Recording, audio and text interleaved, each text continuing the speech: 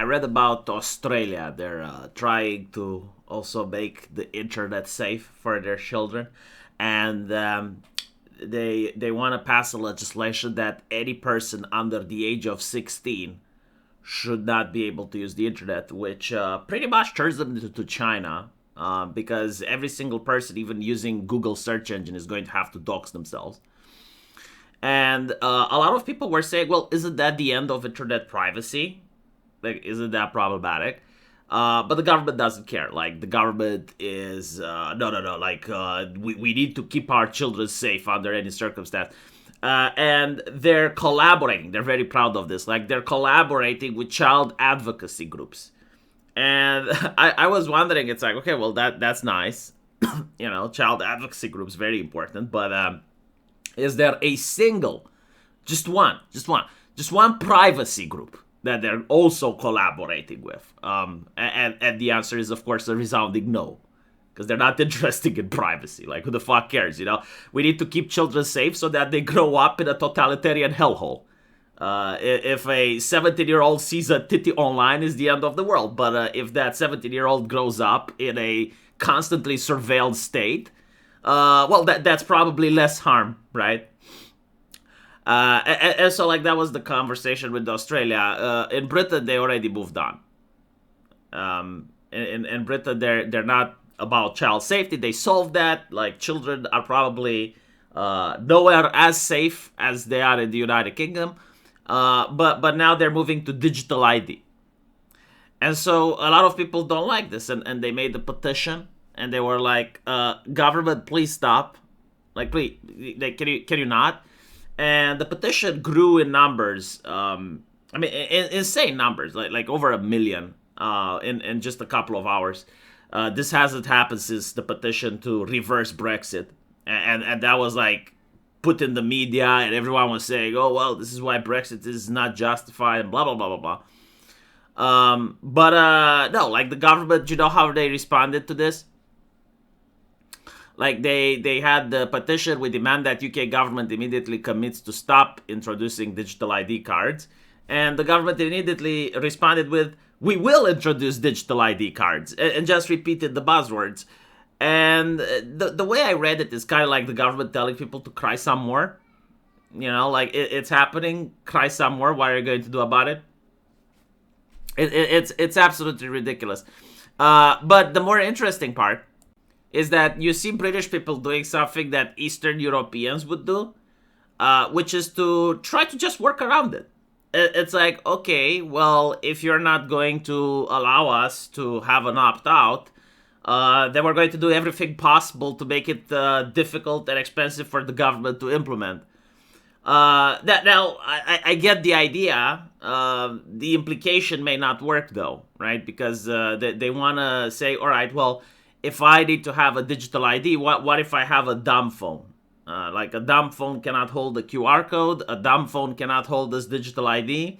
And so what are you going to do then? And while I get the principle of the matter, the execution is not good, because the way the digital ID works is that they claim you're not going to get a job if you don't have a digital ID. And so they don't care what phone you have, right?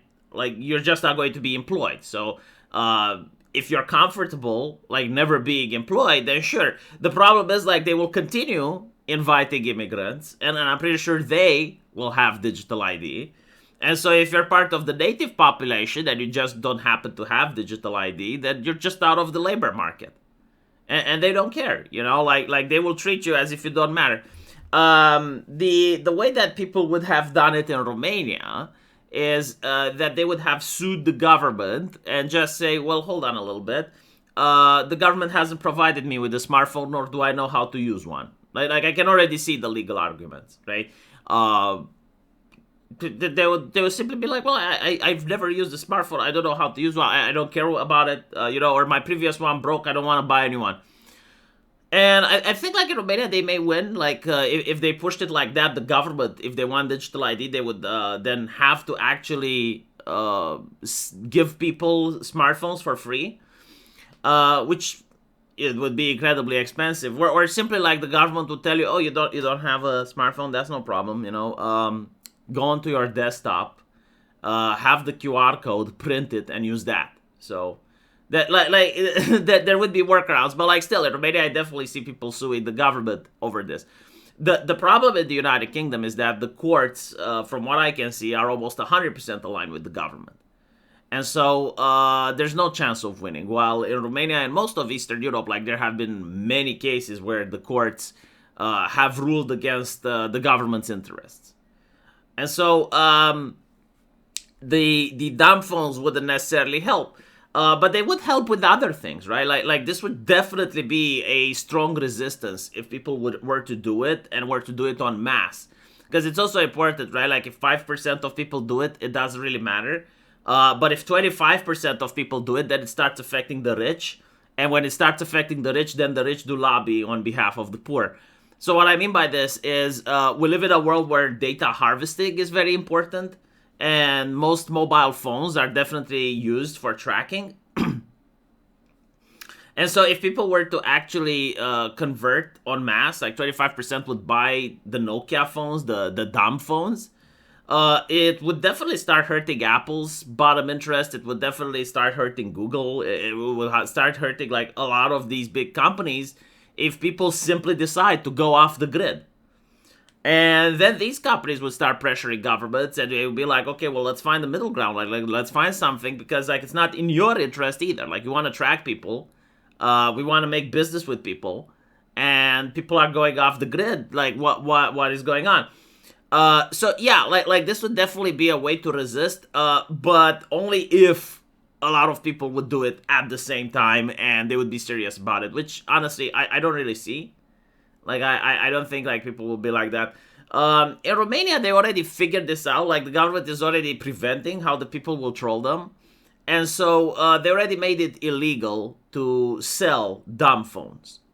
Their reasoning is that we have, like, the Romanian alert system, which wakes me up at night. Like, whenever there's a storm, whenever there's an earthquake, whenever there's a problem, you get this annoying buzz. And it's a raw alert, and it will say something like, oh, there's a storm in your area, Thanks, I didn't know that. It's a great thing you woke me up at 3 a.m. But they basically said that this message is incredibly important for citizens. And so any phone that can't show it should not be sold firsthand. Like, there's a law for that. Still, people found alternatives. It's like, okay, I can't buy a phone. That's fine. I'll buy it secondhand then. Right, so like the law bans retail stores, and it bans the selling of these types of phones from the manufacturer, but it cannot ban the actual circulation of phones in the economy. So someone that still has a Nokia can just sell it on a second-hand basis, and people will have it. And there's a lot of people that do get it, especially people from universities, professors, and stuff like that, like people that are doing small-time corruption. Like they don't want to be caught with a smartphone that basically tracks everything they say, and so they're using dumb phones. And I've seen people that had like one dumb phone to conduct business, and one smartphone to talk with friends and families. And so, yeah, the idea of people moving to a smartphone is something that I can definitely see in the future. Like, if the government becomes more and more authoritarian, you're obviously going to see, people protesting with smartphones. Like, when they go to a protest, they will have smartphones. The reason for it is that people are going to protest while having dumb phones. And the reason for it is that, again, like, smartphones pretty much make the government into God. And I'm not kidding. Like, the ability for the ruling class to know where you are, what transactions you've made, what you've spoken with your friends and family, what pictures you have, that never existed in human history. And from what I see, like, the British government is trying to get more and more their hands on that type of information. And so the only way to avoid that, the only way to avoid this wrath of God is to have a dumb phone. And I think like it's going to be a trend in the future, but not yet.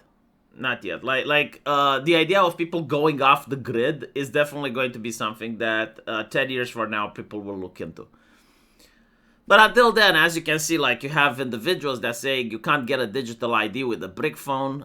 Switch now. Dumb phones are safe. I've already ordered a dumb phone, no apps, no Wi-Fi, only limited internet via a browser. And it's like, yeah, I get what you're doing, and honestly, it's a good idea. But if you need the digital ID to get hired, right? Like the government doesn't give a shit if you're not getting hired. They don't care. In fact, like they're doing almost their best in order to make sure that it's very difficult for you to find the job. They don't care if you get a job. Poor people are easier to control, right? Like a strong middle class that has wealth and you can hire, lawyers and stuff. Those are difficult. But like people without a job that are stuck on welfare, I mean, you're basically like the best model citizen. Anyway, let me know what you guys think. And as usual, I will see you in the comment section. Take care.